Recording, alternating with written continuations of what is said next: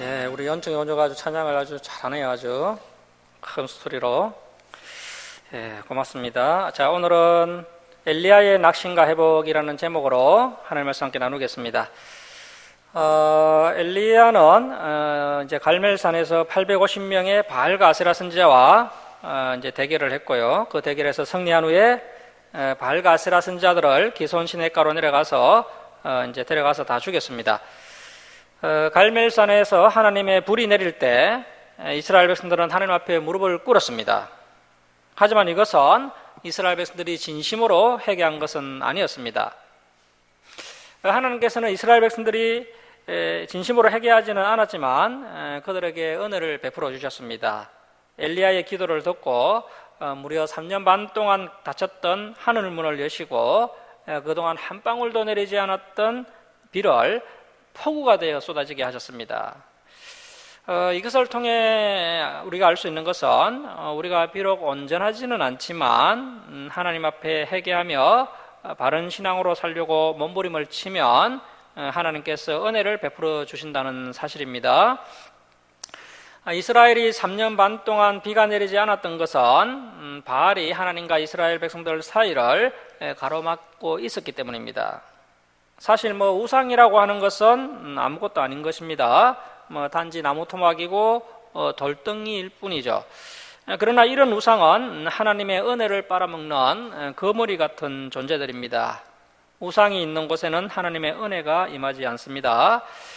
자, 그래서 엘리야는 바알과 아세라 선지자 850명을 죽임으로써 하나님과 이스라엘 백성들을 가로막고 있던 그 장애물을 제거해 버린 겁니다.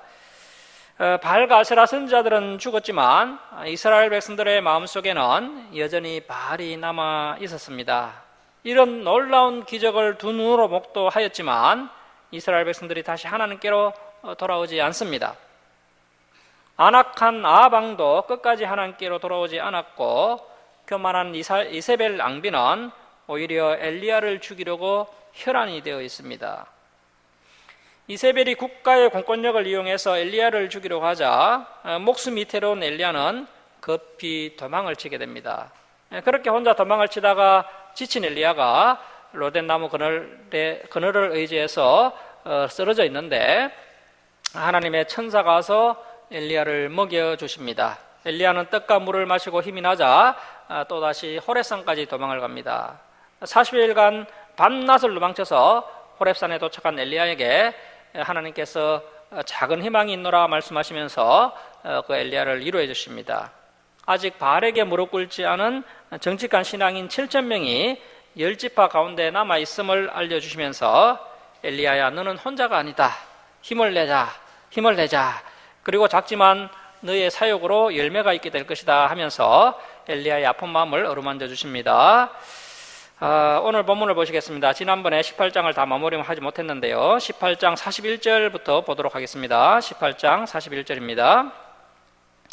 열왕기상서 18장 41절 말씀 보십시오. 엘리야가 아합에게 이르되 올라가서 먹고 마시소서. 큰 비소리가 있나이다. 아합이 먹고 마시려고 올라가니라. 엘리야가 갈멜산 꼭대기로 올라가서 줄을 칩니다. 땅에 꿇어 엎드려 그의 얼굴을 무릎 사이에 넣고. 자, 이제 하나님께서 약속하신 말씀대로 이제 비가 올 때가 되었습니다. 그래서 비가 내리도록 이 엘리야가 기도를 하는데요. 그 기도하는 자세가 참으로 아름답습니다. 땅에 꿇어 엎드려서 그의 얼굴을 무릎 사이에 넣고 기도를 하였던 겁니다. 엘리야는 무릎을 꿇고 기도하는 정도가 아니라 고개를 얼마나 숙였던지 그의 머리가 무릎 사이에 들어갈 정도로 그렇게 겸손히 기도를 했다는 것입니다. 자, 여러분, 우리가 하나님께 예배 드릴 때는 정말 절하는 심정으로 예배를 드려야 합니다. 하나님께 예배 드릴 때 다리를 꼬거나 어떤 불완전한 자세로 예배를 드리면 안 됩니다. 만군의 여호와 천지 만물을 창조하신 그 창조주 하나님께 예배 드리는데 바로 앉아서 예배 드리면서 겸손한 마음으로 예배 드려야 한다는 것입니다. 그리고 우리가 하나님께 기도 드릴 때, 그래서 이제 하루를 시작하기 전에 하루를 의탁하며 기도 드릴 때 들어 누워서 기도하면 안 되고요. 반드시 무릎 꿇고 기도해야 되고, 그리고 또 하루를 마무리하면서 그 하루를 지키시고 보호해 주신 그 하나님의 은혜 앞에 감사하며 기도할 때 역시 무릎을 꿇고 겸손하게 하나님께 기도해야 하는 것입니다. 오늘날 많은 교회에서 우리 하나님은 사랑의 하나님이시다, 무조건 용서해 주시는 분이시다, 그분은 나의 친구가 되신다 하면서 하나님을 오해하여 잘못된 자세로 하나님을 섬기려는 그런 성도들이 자꾸만 증가하고 있는데요. 하지만 우리가 이제 창세기부터 요한계시록까지 이 성경을 면밀히 살펴보면 결코 그렇게 하나님을 섬길 수가 없다는 것입니다. 정말 우리는 땅에 꿇어 엎드려서 얼굴을 무릎 사이에 넣는 심정으로 그렇게 하나님을 겸손하게 섬겨야 합니다. 교회를 섬길 때도 마찬가지고요. 이러한 것이 기본이 되어야 하나님의 놀라운 역사도 일어나는 것이고 하나님께서 우리와 함께 일하실 수 있는 것입니다. 자, 43절 말씀 보시겠습니다. 그의 사내에게 이르되 올라가 바다 쪽을 바라보라. 그가 올라가 바라보고 말하되 아무것도 없나이다. 이르되 7번까지 다시 가라. 7번째 이르러서는 그가 말하되 바다에서 사람의 손만한 작은 구름이 일어나나이다. 이르되 올라가 아벨에게 말하기를 비에 막히지 아니하도록 마차를 갖추고 내려가소서 하라 하니라.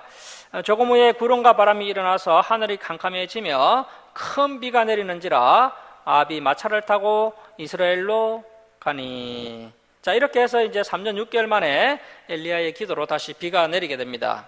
자, 46절입니다.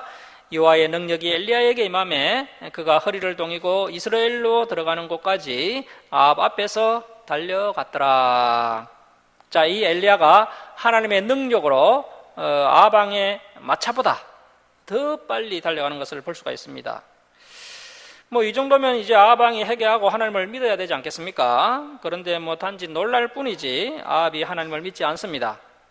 하나님께서 아합과 이세벨 시대까지 이어져 오면서 이제 역사가 너무나도 어두워지고 너무 안 되고 하니까요. 이제 우리 하나님께서 할 수 없이 이 엘리야 선지자를 보내셔서 인간의 역사에 직접 개입하고 계십니다. 우리 하나님께서는 가능하시다면 선택의 자유와 의지의 자유를 가진 사람들이 인격체답게 스스로 하나님을 찾고 진리에 이르기를 간절히 원하고 계십니다. 하지만 이제 인간이 스스로 회복될 수 있는 그런 가능성이 이제 없어지다 보니까 할 수 없이 이렇게 엘리야를 보내셔서 직접 개입하시는 것을 볼 수 있습니다. 그래서 이제 엘리야를 보내셔서 이렇게 놀라운 기적을 보여주시지만 결국 이 기적을 통해서는 타락한 인간이 하나님의 뜻대로 변화되지 않는 것을 볼 수 있습니다. 자, 이제 19장으로 가겠습니다. 19장 1절 말씀 보십시오. 열왕기상 19장 1절입니다. 아합이 엘리야가 행한 모든 일과 그가 어떻게 모든 선지자를 칼로 죽였는지를 이세벨에게 말하니. 자, 아합 왕이 엘리야가 갈멜산에서 행한 놀라운 기적을 이제 이세벨이 들었으면 이제 이 이세벨이 아합 왕이 엘리야가 갈멜산에 행한 놀라운 기적을 이제 이세벨에게 이야기했습니다. 그래서 이제 이세벨이 들었으면 이제 이 이세벨이 마땅히 땅을 치면서 회개해야 되지 않겠습니까? 여호와 그가 하나님이시구나. 우리가 그동안 바알 아세라를 하나님으로 잘못 알고 섬겼구나. 이렇게 반응이 나와야 정상인데 그런데 지금 어떤 반응이 나옵니까? 2절 말씀 보십시오. 이세벨이 사신을 엘리야에게 보내어 이르되 내가 내일 이맘때에는 반드시 내 생명을 저 사람들 중 한 사람의 생명과 같게 하리라. 그렇게 하지 아니하면 신들이 내게 벌이에 벌을 내림이 마땅하니라 한지라. 오히려 정반대 현상이 일어나고 있습니다. 자, 이러한 것을 봤을 때요, 우리 사람이 그렇게 이제 쉽게 변하지 않는다는 것을 이 말씀을 통해 알 수가 있습니다. 자, 3절 말씀 보십시오. 그 엘리야가 이 형편을 보고 일어나 자기의 생명을 위해 도망하여 유다에 속한 브엘세바에 이르러 자기의 산을 그곳에 머물게 하고. 자, 이제 엘리야가 이세벨이 너무 무서워서요, 강야 더 깊숙하게 도망을 치게 됩니다. 자, 4절 말씀 보십시오. 자기 자신은 강야로 들어가 하룻길쯤 가서 한 로뎀나무 아래에 앉아서 자기가 죽기를 원하여 이르되. 자, 그래서 이 엘리야가 이제 너무 힘이 들어서 자기를 죽여달라고 이야기를 합니다. 여호와여 넉넉하오니 지금 내 생명을 거두시옵소서. 나는 내 조상들보다 낫지 못하니이다 하고. 자, 이 엘리야는요, 하늘에서 불이 떨어지게 하고 바알 아세라 선지자 850명을 단칼에 죽인 사람입니다. 또한 기도로 3년 반 동안 비가 오지 않게도 하고 또 비를 내리기도 했던 그런 사람입니다. 이 정도라면 이 엘리야가 무서워할 것이 하나님 한 분 외에 누가 더 있겠습니까? 자, 그런데 엘리야는 이 이세벨의 협박에 두려워 떨며 강야로 도망을 쳤습니다. 아무도 다니지 않는 강야의 로덴나무 아래에서 영적으로 침체되어 하나님께 죽게 해달라고 불평을 하고 있습니다. 우리는 이런 엘리야의 모습을 이해하기가 쉽지 않습니다. 조금 전까지 이 세상에 아무런 두려움 없이 담대하게 행했던 엘리야가 한 여자의 협박에 왜 이렇게 두려움에 떠는 사람이 되었을까요? 사실 이것이 바로 우리 인간들의 모습이라는 것입니다. 우리가 하나님의 손에, 하나님의 능력의 손에 붙들려 사용될 때 우리가 마치 하나님의 모든 능력을 다 가지고 있는 그런 참 놀라운 사람으로 생각을 할 수 있습니다. 그러나 이제 하나님의 일이 다 마무리되고 자기의 본 모습으로 돌아왔을 때 우리는 우리 자신에게는 아무것도 없음을 발견하게 되는 겁니다. 그래서 우리는 이 엘리야의 실망을 이해할 수 있어야 한다는 것입니다. 아합과 이세벨 백성들이 하나님의 이대한 능력을 보고 변화될 줄 알았는데 단 하루도 지나지 않아서 전혀 변화가 되지 않는 것을 알자 이 엘리야가 더 이상 소망을 가질 수 없었던 것입니다. 자, 그러나 이 엘리야는 이 영적인 침체를 잘 극복했습니다. 엘리야는 사람의 위로를 받지 않았습니다. 아무것도 없는 깊은 강야로 들어가서 침체된 자신의 모습을 그대로 하나님 앞에 내어놓았습니다. 엘리야는 아합과 이세벨 백성들에 대한 실망과 자신의 무능함을 하나님 앞에 다 토해냈습니다. 자, 그랬더니 하나님께서 이 엘리야를 만나주시고 이 엘리야를 시기하고 먹이셨습니다. 자, 5절 말씀 보십시오. 로뎀나무 아래에 누워 자더니 천사가 그를 어루만지며 그에게 이르되 일어나서 먹으라 하는지라. 본적머리 맡에 숯불에 구운 떡과 한 병 물이 있더라. 이에 먹고 마시고 다시 누웠더니 여호와의 천사가 또 다시 와서 어루만지며 이르되 일어나 먹으라. 내가 갈 길을 다 가지 못할까 하노라 하는지라.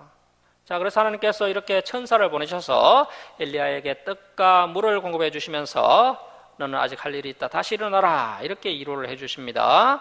자, 8절입니다. 이에 일어나 먹고 마시고 그 음식물의 힘을 의지하여 40주 40야를 가서 하나님의 산 호렙에 이르니라. 엘리야가 이제 기운을 차리더니 이번에는 이제 저 멀리 호렙산까지 도망을 칩니다.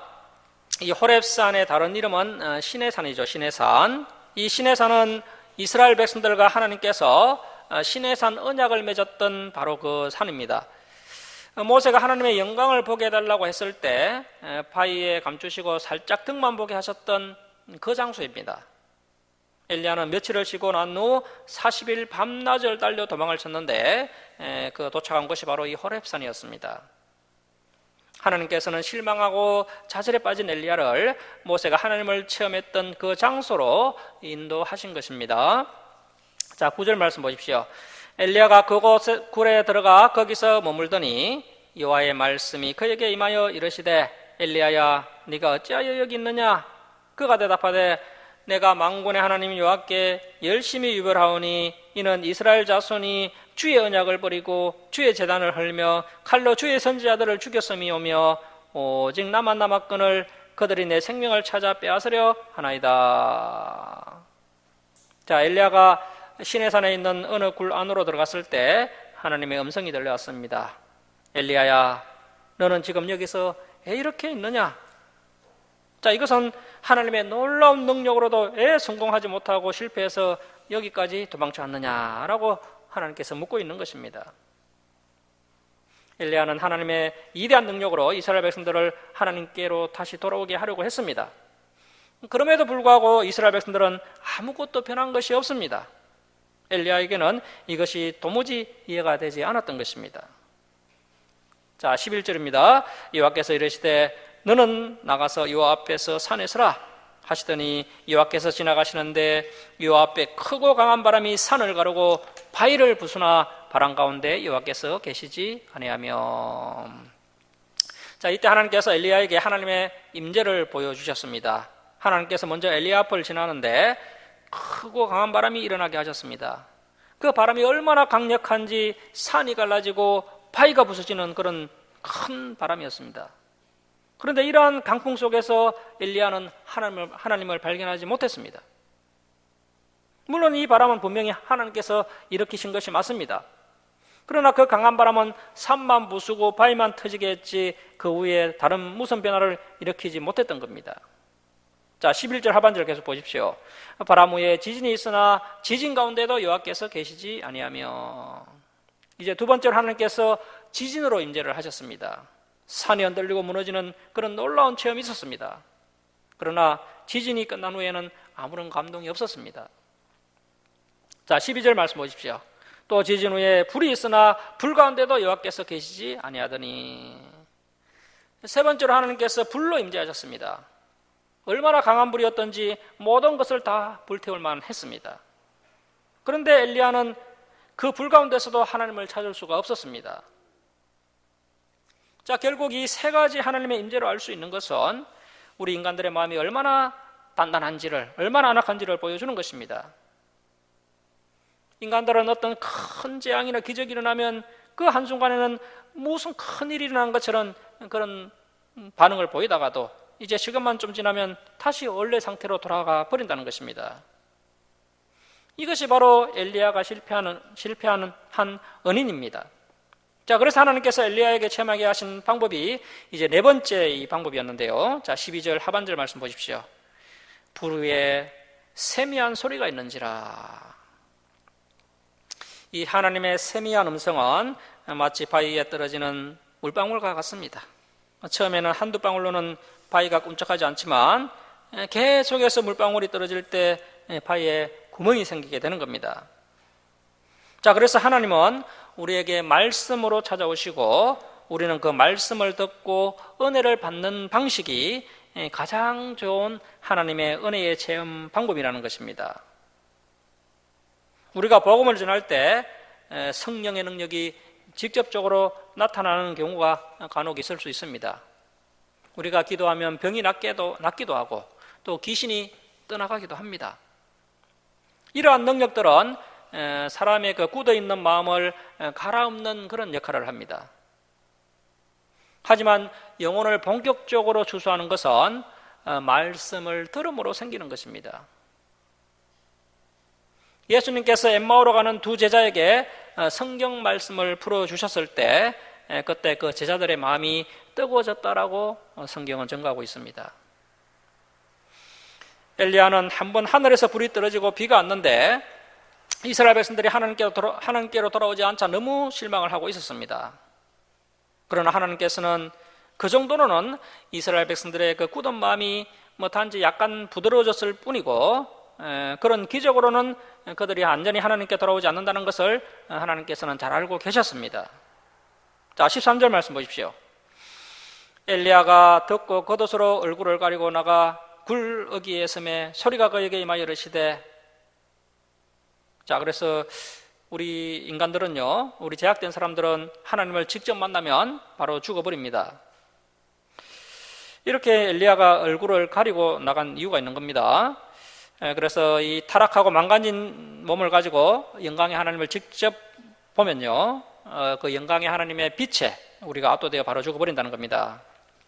그래서 이제 성경을 보면요, 하나님을 정식으로 본 사람들은 아무도 없습니다. 거의 얼굴을 가리고 또 등을 보거나 단지 빛을 보는 정도지 하나님을 직접 대면한 사람은 아무도 없습니다. 그래서 우리가 하나님 얼굴을 보고 싶습니다, 이런 기도를 함부로 하면 안 된다는 겁니다. 자, 13절 끝에 보십시오. 줄을 치겠습니다. 엘리야야, 네가 어찌하여 여기 있느냐. 여러분, 우리 기독교는요, 이렇게 숨어 있으면 패배하게 되어 있습니다. 지금 같은 배도와 배교의 시대에는 정말 순교자적인 자세로 믿음 생활을 해야 하는 그런 시대입니다. 순교자적인 자세로 믿음 생활을 해야 하고, 이제 이 배도와 배교의 시대가 지나가면 정말 이제 마지막 환난의 때가 도래하게 된다는 겁니다. 그 환난의 때는 정말 순교자로 살아가야 한다는 겁니다. 그래서 우리가 이 배도와 배교의 시대 때 하나님의 말씀을 열심히 배우고 우리의 신앙을 견고하게 해서 우리의 믿음의 다음 세대들을 굳건하게 말씀으로 세워야 하는 겁니다. 그래야 우리의 다음 세대가 이제 환난의 때에 정말 신앙을 지키고 순교할 수 있게 되는 거죠. 그래서 우리가 열심히 말씀을 배우고 우리의 신앙을 견고하게 해서 우리의 자녀들을 믿음으로 근거하게 세우고 또 딴 것까지 하나님 말씀을 증거해야 하는 겁니다. 그래서 정말 이제 한란의 시대가 도래했을 때는요, 정말 살아남기 위해서 한란의 시대에 도망을 하겠다. 그렇게 하면 결국 기독교는 망하게 되는 거죠. 그래서 정말 마지막 때가 되면요, 그때는 정말 주님을 증거하다가 순교하겠다. 그런 순교자의 자세로 살아가야 한다는 것입니다. 그게 바로 기독교이고요. 그럴 때 이제 저와 여러분 그리고 우리의 후손들에게 하나님께서 놀라운 면류관을 주시는 것입니다. 자, 14절 말씀 보십시오. 그가 대답하되 내가 만군의 하나님 여호와께 열심히 유별하오니 이는 이스라엘 자손이 주의 언약을 버리고 주의 제단을 헐며 칼로 주의 선지자들을 죽였음이오며 오직 남았건을 그들이 내 생명을 찾아 빼앗으려 하나이다. 자, 이제 15절 이하는 하나님께서 이제 엘리야에게 세 가지 사명을 주시는데요. 자, 15절입니다. 여호와께서 그에게 이르시되 너는 내 길을 돌이켜 강야를 통하여 다메섹에 가서 이르거든. 자, 이제 첫 번째 엘리야의 사역이 뭡니까? 하사엘에게 기름을 부어 아람의 왕이 되게 하고, 이제 두 번째 사명은 16절입니다. 줄을 칩니다. 너는 또 님시의 아들 예후에게 기름을 부어 이스라엘 왕이 되게 하고, 그리고 세 번째 사명입니다. 아벨 모올라 사밧의 아들 엘리사에게 기름을 부어 너를 대신하여 선지자가 되게 하라. 그래서 하나님께서 이렇게 참 네가 할 일이 있는데 네가 죽어서야 되겠느냐, 다시 돌아가라, 이렇게 말씀하시는 것이죠. 자, 17절 말씀 보십시오. 하사엘의 칼을 피하는 자를 예후가 죽일 것이요 예후의 칼을 피하는 자를 엘리사가 죽이리라. 자, 그래서 우리 하나님의 신기가 정말 현재 너무나 불편하시고요. 그래서 이렇게 이제 북이스라엘을 철저히 심판하시겠다라고 말씀하고 있는 것입니다. 자, 18절 말씀 줄을 치고요. 우리 18절 우리 함께 읽겠습니다. 자, 시작. 그러나 내가 이스라엘 가운데 7,000명을 남기리니 다 바알에게 무릎을 꿇지 아니하고 다 바알에게 입 맞추지 아니한 자니라. 자, 이러한 어려운 시기 가운데서도 배도하지 않은 그런 믿음의 백성들을 7,000명이나 남겨놓았다는 것입니다. 자, 그래서 우리 주사랑교회가 평범한 교회가 걸어가는 그 길을 걷지 않고 정말 하나님의 말씀을 바르게 가르치는 그런 일에 열심을 내고 있는데요. 그런데 우리 주사랑교회의 그런 참된 가치를 모르고 동력자들이 잘 모이지 않습니다. 하지만 의외로 이렇게 진리 가운데 반응하는 주님의 백성들이 여전히 남아있다는 것입니다. 그래서 우리가 끝까지 진리의 길로 걸어가면 참된 믿음의 동력자들이 우리 주사랑교회로 한 명 한 명 모여들게 될 것입니다. 자, 19절 말씀 보십시오. 엘리야가 거기서 떠나 사밧의 아들 엘리사를 만나니 그가 12겨릿소, 12겨릿소면요 소가 모두 24마리입니다. 24마리 12겨릿소를 앞세우고 밭을 가는데 자기는 12째 겨릿소와 함께 있더라. 그래서 이제 엘리야가 이렇게 이제 엘리사를 처음으로 만나게 되는데요. 그렇게 만났는데 엘리사가 12겨릿소, 24마리 소를 가지고 밭을 갈고 있었다는 겁니다. 이런 말씀을 보면요, 이 엘리야가 그래도 상당히 부유한 농부였다라는 것을 알 수가 있습니다. 엘리야가 거리로 건너가서 줄을 치겠습니다. 겉옷을 그 위에 던졌더니, 자, 엘리야가요 겉옷을 엘리사에게 휙 던집니다. 그랬더니 어떤 반응이 일어납니까? 자, 20절 말씀 보십시오. 그가 소를 버리고 엘리야에게로 달려가서 이르되 청하건대 나를 내 부모와 입맞추게 하소서. 그리한 후에 내가 당신을 따르리이다. 엘리야가 그에게 이르되 돌아가라. 내가 내게 어떻게 행하였느냐 하니라. 엘리사가 그를 떠나 돌아가서 한 겨릿소, 소 2마리입니다. 소 2마리를 가져다가 잡고 소의 기구를 불살라 그 고기를 삶아 백성에게 주어 먹게 하고, 그래서 이제 그동안 수고했던 종들에게 이렇게 회식 한번 시키고요. 그리고 어떻게 합니까? 단호하게 자주를 씁니다. 일어나 엘리야를 따르며 수종 들었더라. 자, 진리에 반응하는 사람의 자세가 어떠한지를 알 수 있는 그런 말씀입니다. 엘리야는 엘리사에게 겉옷만 던졌을 뿐인데요. 통하는 사람은 이렇게 통한다는 것입니다. 놀라운 기적을 보인 적도 없고, 이런저런 하나님의 비전에 대해서 길게 이야기를 한 적도 없는데, 이렇게 하나님께서 택한 그런 사람끼리는요, 이렇게 서로 통한다는 것입니다. 사실 우리 주사랑교회 성도님들도 그렇지 않습니까? 개척교회에서 이렇게 하나님의 섭리 가운데 이렇게 만나서 믿음 생활을 하게 되면 서로 통하는 부분이 있다는 것이죠. 이것이 주님의 백성들의 특징이라는 겁니다. 우리가 전도를 실제로 해보면요, 정말 진리를 공유한 사람은요, 몇 마디 말만 해도 통하는 것을 볼 수가 있습니다. 하지만 안 통하는 사람은 목사가 가서 창세기부터 요한계시록까지 이야기를 해도 안 통한다는 겁니다. 그래서 우리가 주위에 있는 사람들에게 정말 진리에 반응하는 사람들이 있는지를 한번 유심히 살펴볼 필요가 있다는 겁니다. 그래서 우리가 정말 예의를 갖추어서 상대방이 기분 나쁘지 않도록 가볍게 접근을 해서 이렇게 진리를 한번 전해볼 필요가 있다는 것이죠. 그때 이제 하나님께서 택한 백성이라면 반응이 반드시 이렇게 일어나게 된다는 겁니다. 자, 이렇게 해서 이제 엘리야는 엘리사를 후계자로 세우면서요, 엘리야의 사역이 마무리되게 됩니다. 하사엘에게 기름을 부어서 아람 왕을 세우는 그 사역이라든지, 또 예후에게 기름을 부어서 북이스라엘의 왕이 되게 하는 그런 사역은 처음에는 엘리야의 사역이었지만 이것을 이제 엘리야의 제자 엘리사가 담당하게 되는 것을 볼 수가 있습니다. 그러니까 이 엘리야의 사역 전체를 통해서 유일하게 진리에 반응을 하고 적극적으로 엘리야를 따라온 사람은 엘리사 한 명밖에는 없습니다. 엘리사도 기적과는 상관없이 옷 만들었을 뿐인데 그때 이제 진리가 통했기 때문에 엘리야를 따라온 것입니다. 자, 그래서 다시 한번 말씀드리지만 기적과 이적을 통해서 건강한 믿음이 생기지 않는다는 것입니다.